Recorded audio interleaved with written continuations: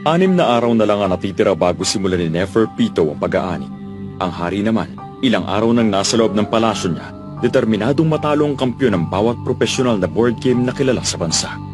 Ang kasalukuyang kampyon ng larong gungi sa buong mundo, ang huling kampyon na natitira, ipinatawag na ng hari.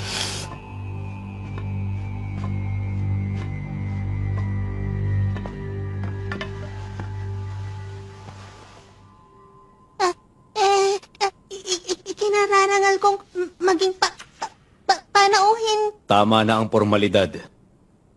Hinahamon kita makipaglaro ng gungi. Sa ngayon, binabasa ko pa ang rulebook, kaya maghintay ka pa ng konti.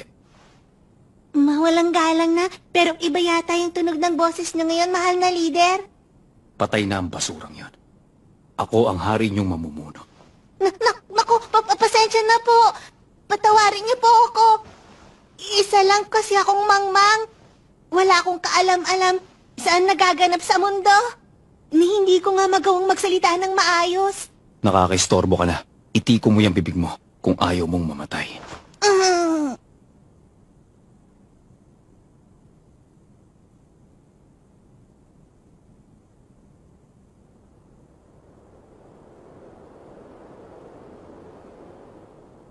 Ayos na. Naiintindihan ko na. Magsimula na tayo. Anong nangyari sa kanya?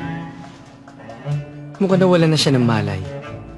Sinabi mo sa kanyang itikom niya ang bibig niya, kaya yun nga ang ginawa niya, kaya lang. Dahil barado ang ilong niya ng sipon, hindi na siya nakahinga. Pambihira din ang katanghan ng babaeng yan. Ano ba yan? Nakakahiya talaga ako. Kahit mga napakasimpleng bagay na nagagawa ng isang sanggol, hindi ko pa magawa.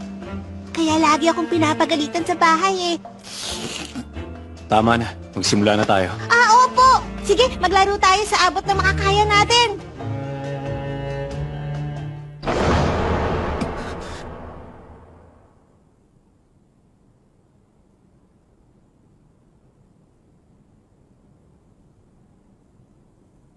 Ano yan? Nakakakita ka pala. Hindi, wala akong nakikita. Kaya umaasa akong sasabihin mo sa akin ang bawat galaw mo. Binubuksan ko lang ang mga mata ko kapag naglalaro ako ng gungi. Kung nababahala ka dahil dito, pwede kong ipikit. Wala akong pakialam. Gawin mo ang gusto mo. Biglang nagbago ang ihip ng hangin.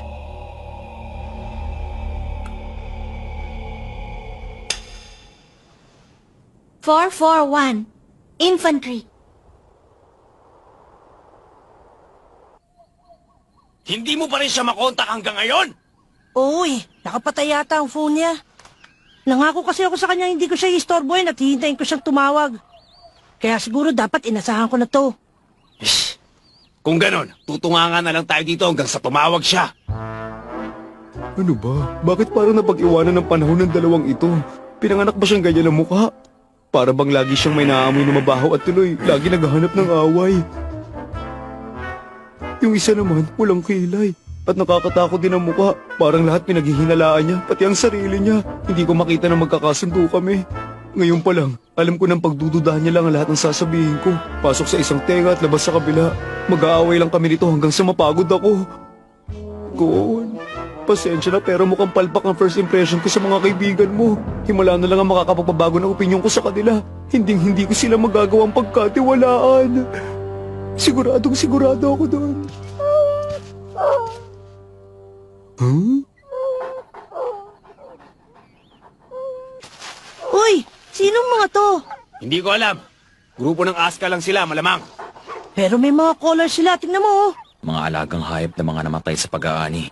Pinakain silang lahat dinakaw kaya sinundan siya ng mga yan simula nun. Ilang gabi rin siyang hindi nakatulog na maayos dahil hindi niya matiis ang mga Hoy! yan. Hindi lahat na pakain ko, no? Oo, alam kong hindi ito ang tamang oras at lugar para gawin ang bagay na yun. Hindi naman ako nagsayang ng oras. Kaya nga iniwan ko na yung mga wala na talagang pag-asang mabuhay. Yun ang tamang gawin, hindi ba? Yung pusang butot balat na lang, pero ayaw pa rin kainin yung binigay kong pagkain. Yung tapat na asong ayaw umalis sa bahay ng yumao niyang amo kahit pinakawalan ko na. Para siyang tangang patuloy na nagbabantay doon hanggang sa mamatay siya. Ano naman na mawawala sa atin kung tinulungan ko lang yung mga gutom at humihingi ng atensyon? May masama ba doon? Wala naman akong sinabing ganun, bakit ka umiiyak? Ano? Hindi ako umiiyak ha? Huwag ka nga mag-imbento! Gusto mo bang mamatay?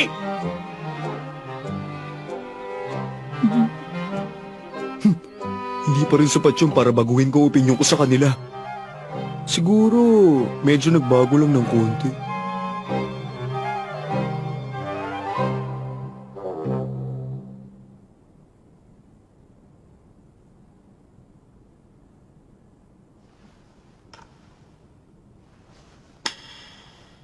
Seven, 8, 2. Ninja. Checkmate. Karaniwang pamamaraan ang ginagamit niya. Pinapatong niya ang mga ninja sa ibabaw ng mga infantry. Isang napakasimpleng strategy. Saktong-sakto sa mga nakita kong halimbawa sa libro. Pati ang pinili niyang unang pagkakapwesto tulad ng sa baguhan. Ibig sabihin lang nito, hindi pa ako nararapat para pakitaan niya ng tunay niyang kakayahan. Maglaro pa tayo ng isa. Opo, ikagagalak ko po.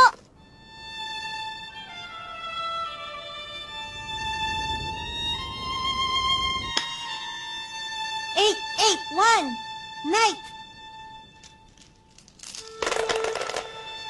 Checkmate na yon, hindi ba? Nakakatuwa. Ang bilis-bilis ninyong natututo, mahal na hari. Kahit ngayon pa lang kayo naglaro. Hindi ako pwedeng maging panatag, kailangan galingan ko pa, kundi sigurado madadaig din niyo ako. Tama na muna sa ngayon. Magpahinga ka muna. Ha? Naku, hindi ko pa kailangan magpahinga. Okay na okay pa po ako. Kaya ko maglaro ng gungi ng 3 araw na sunod-sunod na walang tulog. May iba pa akong panauhin. Kapag tapos na ako sa kanya, ikaw na uli ang maglalaro. Ah, sige po. Kung ganun pala, siguro magpapahinga ako ng konti.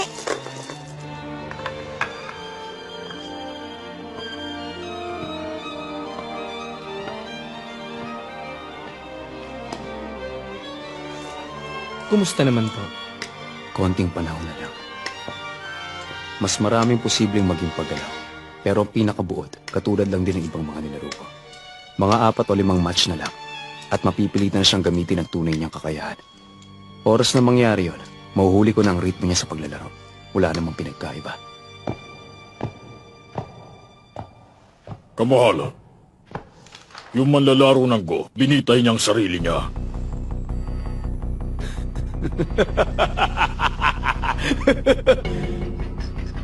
Pabalikin niyo dito yung estupidong babaeng yon.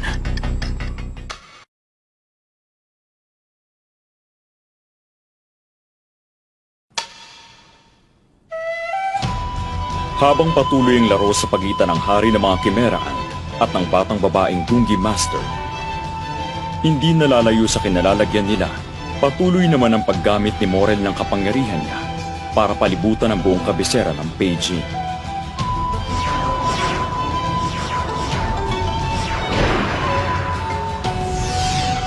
Deep Purple.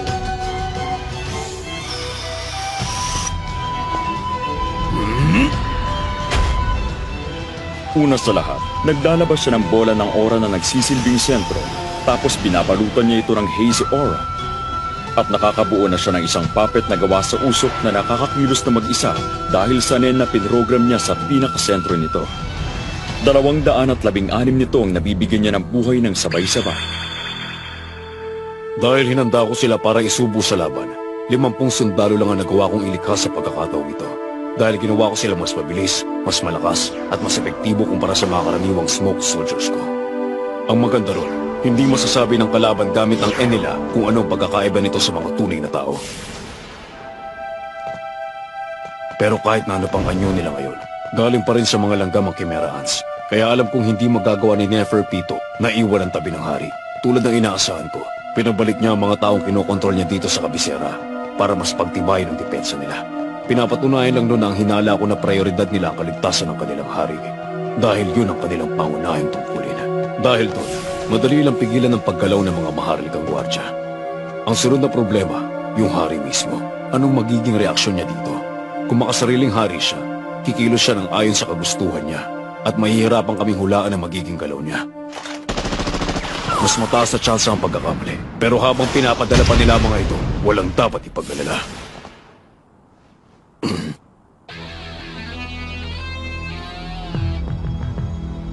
Hoy, kumusta ka na, Tatang? Na-miss rin kita. Mukhang tumaas ang antas ng kakayahan niya. Ang laki ng pagkakaiba ng aura niya ngayon. Wala na rin yung podplane ni Knuckle. At mukhang hindi naman siya nag-transform sa Torita Teleform niya. Kung may masamang nangyari sa mascot niya, dapat kinontak ako ni Knuckle kaagad. Kung natanggal nila ang podplane, ibig sabihin, may kakampi sila nakakapagtanggal ng men. Pwede rin namang siya mismo ang gumawa nun. Tingnan muna natin kung anong nagagawa nilang dalawa. Hindi mahalaga kung sino sa kanila manalo.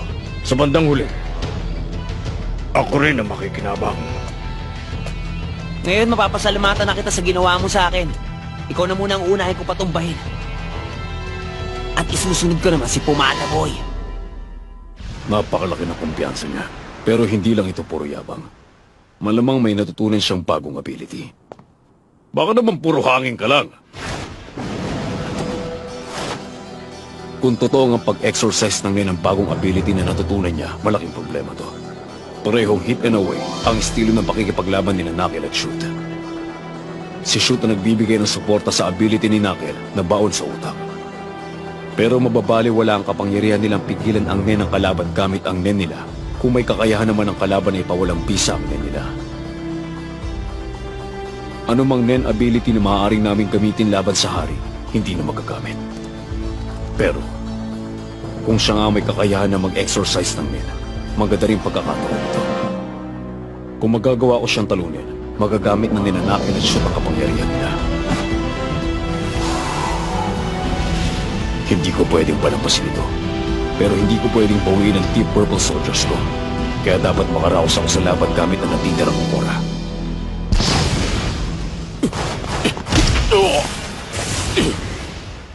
Bakit ganun? Umaasa pa rin siya sa bilis niya para makagawa ng simpleng pag-atake.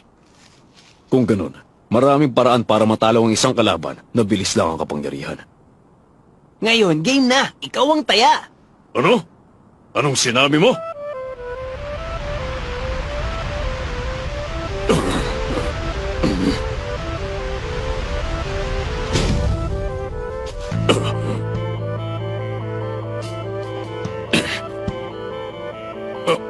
Anong lugar ba to? Isang savana. Tineleport niya ba ako rito? Kung ito pala ang bago niyang ability, ibig sabihin, ibang Chimera Ant ang Exorcist. Hindi maganda to. O ano? Nagulat ka, no? Oras na para simulan ang mataya-taya. Mataya-taya? Nandito tayo sa isang espasyong nilikha ko. Hanggat hindi mo ako nagagawang hawakan, hindi ka makakaalis sa lugar na ito.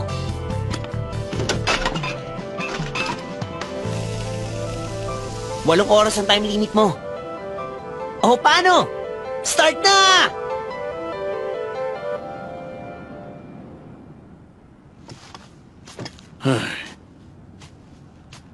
Huh? Hoy! Hindi mo ba narinig yung sinabi ko? Kailangan mo ako mataya pabalik. Kung hindi, hindi ka makakalabas sa lugar na ito.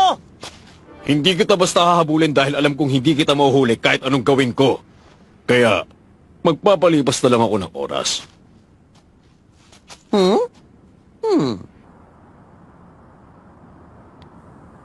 Nawala bigla si Morel kasabay ng kalaban.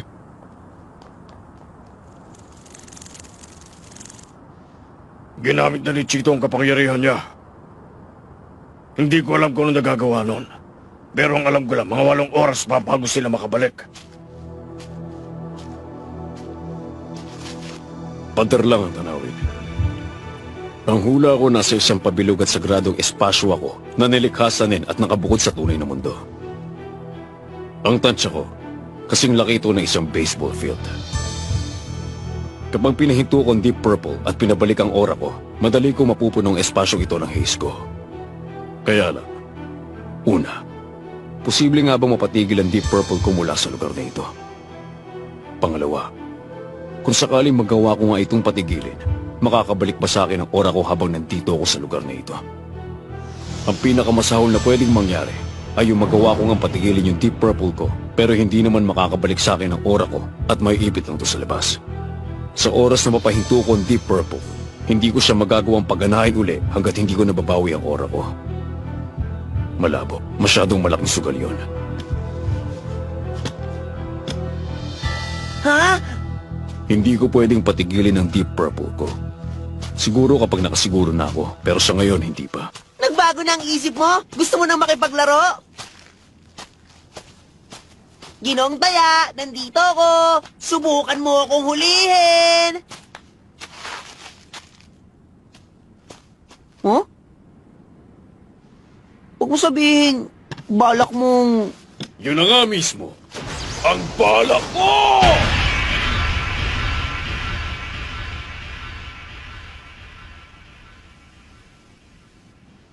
Sorry na lang, hindi gagana yan. Hindi mo masisira yan o ang mga pader. Isa lang talaga ang paraan para makaalis ka sa lugar na to. Walang iba kundi ang paghuli o pagtaya sa akin pabalik. Malinaw sa nakita ko na malaki ang nag-iimpluwensya ng kapangyarihan ni Knuckles sa kakayahan niya. Kung gano'n. Teka! Ano nga pala mangyayari kapag hindi kita nahuli pagkatapos ng time limit? Ano nga ba? Wala akong obligasyon sa'yo na sagutin ang tanong na yan.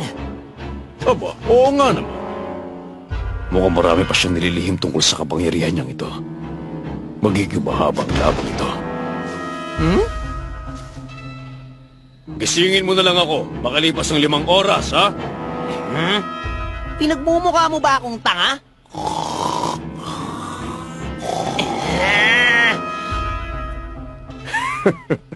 Ganyan nga, mainis ka pa. Mukhang ikaw mismo, hindi lubusang nauunawaan ang sarili mong kapangyarihan. Hindi ito tungkol sa labanan ng bilis, kundi sa tibay ng pag-iisip. Aktibo pa rin ang Deep Purple ni Morel.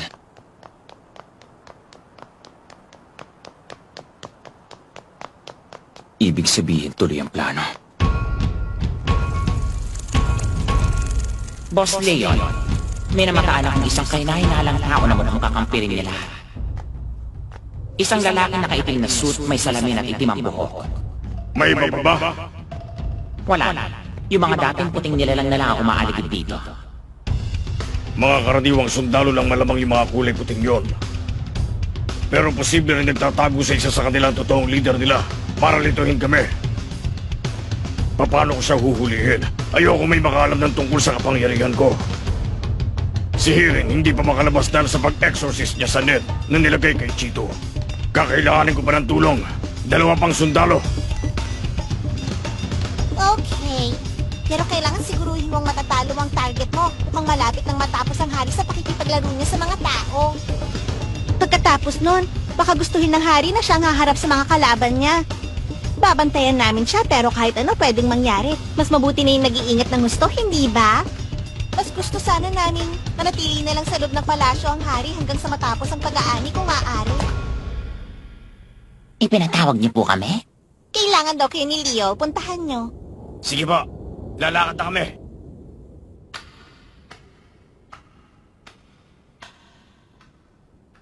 Kumusta naman? Medyo nagsisimula na ako mag-alala sa kanya. Meow?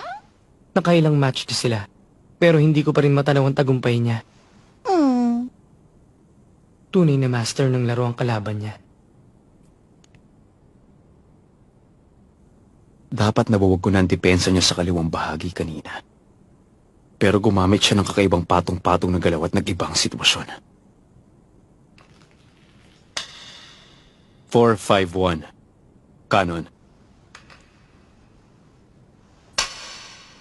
282. Fortress. Sa isang galaw lang, ang ninja na kaninang walang silbi at hindi makagalaw. Ngayon siya na ang kumukontrol sa buong laro. Nawasak na ang buong kanang bahagi ko. Wala na. Checkmate na yon. Imposible. 140 na galaw na ganap sa match na yon. Hindi niya magagawa yon. Maliban na lang kung nahulaan niya ang lahat na magiging galaw ko sa tabla. Isa pang match. Aba! Hindi ito maaaring mangyari.